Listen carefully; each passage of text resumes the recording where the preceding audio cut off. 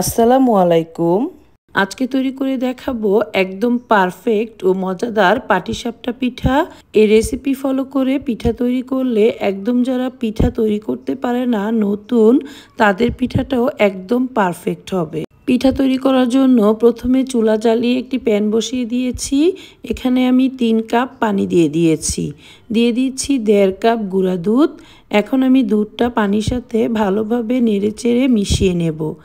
যখন মেশানো হয়ে যাবে তখন আমি দুধটা জাল হতে থাকবে। এখন আমি একটি বাটিতে 1/4 কাপ চালের গুঁড়া ও পানি দিয়ে ভালোভাবে মিশিয়ে নিচ্ছি।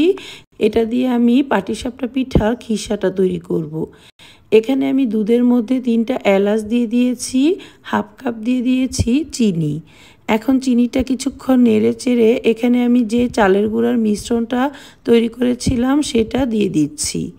এখন অনবরত নেড়ে চেড়ে আমি এই দুধের মিশ্রণটা একদম যখন ঘন হয়ে আসবে তখন এখানে আমি 1 কাপ নারিকেল কুড়ানো দিয়ে দেব।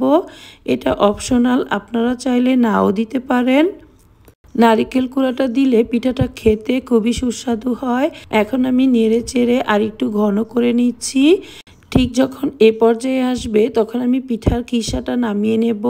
এখন একটা বাটিতে নিয়ে নিচ্ছি 3 কাপ পুলর চালের গুঁড়া, নিয়ে নিচ্ছি 1 কাপ ময়দা, 2 টেবিল চামচ গুঁড়া দুধ ও পরিমাণ মতো লবণ। শুকনো উপকরণগুলো একটু মিশিয়ে এখানে আমি একটা ডিম দিয়ে দিচ্ছি। এখন দিয়ে দিচ্ছি এখানে আমি 1/2 কাপ খেজুরের গুড় 1 কাপ পানি দিয়ে গলিয়ে নিয়েছিলাম। সেই গুড়টা কুসুম গরম অবস্থায় আমি এখানে দিয়ে দিয়েছি। তারপর আমি ওই কাপ দিয়েই আবার পানি দিয়ে দিয়েছি। এখন আমি নেড়ে চেড়ে ভালোভাবে মিশিয়ে নিচ্ছি। এভাবে আমি পরিমাণ মতো পানি দিয়ে একটা পাতলা ব্যাটার তৈরি করব। ব্যাটারটা খুব বেশি ঘন হবে না। ব্যাটারটা তৈরি করার সময় একটু সময় নিয়ে ভালোভাবে মিশিয়ে নিতে হবে, তাহলে পিঠাটা বানানোর পর একদম মসৃণ হবে। ঠিক এরকম হবে আমার ব্যাটারটা। চুলায় আগে থেকে একটা প্যান বসিয়ে আমি গরম করে নিয়েছি। এখানে আমি টিস্যু দিয়ে প্রথমে তেল দিয়ে প্যানটা মুছে দিচ্ছি। এখানে পিঠার ব্যাটার আমি 1 চা চামচ পরিমাণ দিয়ে দিচ্ছি। দিয়ে প্যানটা ভালোভাবে ঘুরিয়ে ছড়িয়ে দিচ্ছি। এ পর্যায়ে চুলার আঁচটা মিডিয়াম হাই ফ্লেমে রাখতে হবে।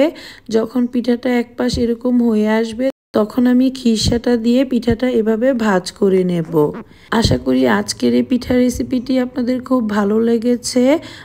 ভালো লাগলে অবশ্যই বাসায় এই পাটিসাপটা পিঠাটি তৈরি করে দেখবেন। আর ভালো লাগলে লাইক, কমেন্ট ও শেয়ার করতে ভুলবেন না। এরকম নতুন নতুন রেসিপি দেখার আমন্ত্রণ জানিয়ে আজকের মতো এখানেই শেষ করছি। আল্লাহ হাফিজ।